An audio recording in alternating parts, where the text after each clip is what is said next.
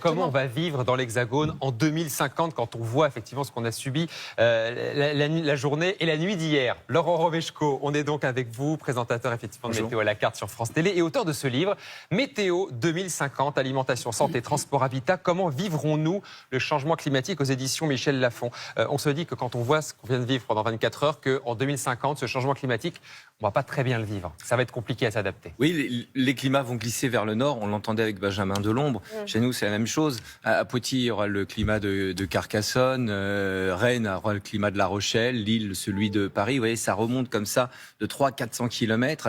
Et donc, ça va devenir de plus en plus difficile. Alors, bien entendu, on en parle là en été avec ces vagues de chaleur et ces canicules. Mais le changement, il s'effectue aussi toute l'année avec des modifications sur toutes les saisons. Laurent, regardez tout à l'heure la carte de Julia et des températures. Il y avait l'hypothèse, il y a quelques années, l'hypothèse des 40 degrés n'était qu'une hypothèse.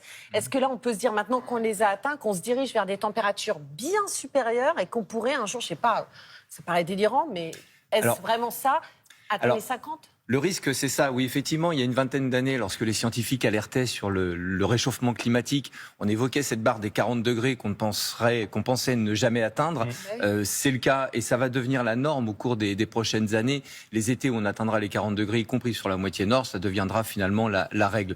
Les 50 degrés, effectivement, on y pense, ils sont hautement probables. Vous savez, le réchauffement, il y avait cet objectif sur la COP21 en 2015 qui était de limiter par rapport à l'ère pré-industrielle à 2 degrés, puis 1 degré, 1,5 degré. Ça, on sait que c'est fini. On y est, 1,5 degré. Mais dès la mise en place de cet accord, c'est vrai qu'il y avait une communauté de scientifiques qui était assez importante, qui estimait qu'il n'y avait que 5% de chance d'atteindre cet objectif. Donc là, l'objectif, milieu de siècle 2050, c'est d'être à 2,7. Et en fin de siècle, fin de 21e, les 4 degrés sont hautement probables. Donc les pointes à 50 degrés seront atteintes, je pense, milieu de siècle. Donc d'ici 2050, il va falloir changer beaucoup de choses. À commencer par les bâtiments, les logements. On l'a vu avec les écoles qui ne sont pas du tout adaptées aujourd'hui pour accueillir des enfants ou des personnes vulnérables. Sur les écoles, on l'a vu, il y a un chantier qui est énorme avec, bien entendu, des isolations qui sont très mauvaises sur les écoles.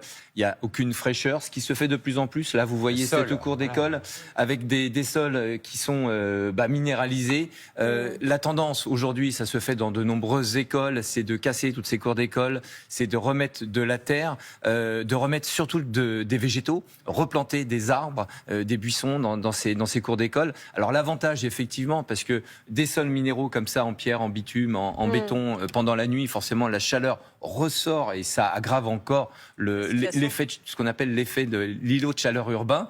Et donc, et puis ça permet aussi autre chose, c'est que voilà, ça désimperméabilise ces sols et ça permet aussi à l'eau de s'infiltrer et à rafraîchir. On l'oublie très souvent, mais l'eau, c'est certainement la clé de tout pour rafraîchir la ville, en tout cas. Eh ben justement, rafraîchir, c'est l'obsession de tous. Regardez, ça, c'est la une aujourd'hui de Libération, la une sur la clim. Voilà, la clim jette un froid. C'est vrai qu'il y a un gros débat de la classe politique à propos de la climatisation.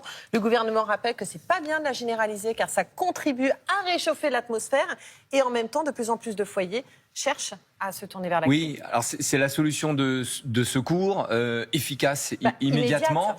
Mais dans votre chambre, dans votre séjour uniquement, il faut savoir que le principe de ce type de climatisation, c'est de prendre la chaleur qu'il y a dans votre appartement et de la mettre à l'extérieur. On voit très souvent quand on se promène en ville, quand on passe devant une grille de climatisation, on a cette chaleur qui ressort. Donc voilà, ça contribue à réchauffer la ville, la climatisation. Il y a d'autres solutions, d'autres climatisations qui sont en cours, notamment la climatisation adiabatique. Alors c'est un truc qui est très très vieux. C'est simplement de la ventilation, de faire passer un flux d'air sur quelque chose de mouillé. Alors, un linge froid, un linge, ça on peut le faire, mais il y a des climatisations comme ça qui marchent à l'eau, qui sont un petit peu consommatrices d'eau, mais qui permettent de rafraîchir avec cette humidité la pièce. Et là, il n'y a pas de rejet de chaleur. Il y a d'autres solutions également en ville. Alors il y a certaines agglomérations qui le testent. Vous savez, il y a dans toutes les grandes villes, il y a ce qu'on appelle le réseau de chauffage, ce qui est le cas à Paris, mais aussi à Lyon, de chauffage urbain. Il y a un réseau de froid également qui existe. Et à Montpellier, c'est en test et ça marche très très bien. Bon, et puis il y a plein d'autres choses dont on pourrait Ah parler oui, dans nos modes de vie, on va l'agriculture, le changer, tourisme. vivre à la méditerranéenne, faire la Plein de sieste. choses. Enfin bon, merci À beaucoup, lire Laurent dans Romeshko. votre livre météo 2050, alimentation, santé, transport, habitat, comment vivrons-nous le changement climatique. Bon, on voit que ça va vraiment toucher tous les secteurs de notre vie quotidienne. Merci beaucoup, Laurent. Merci, Laurent.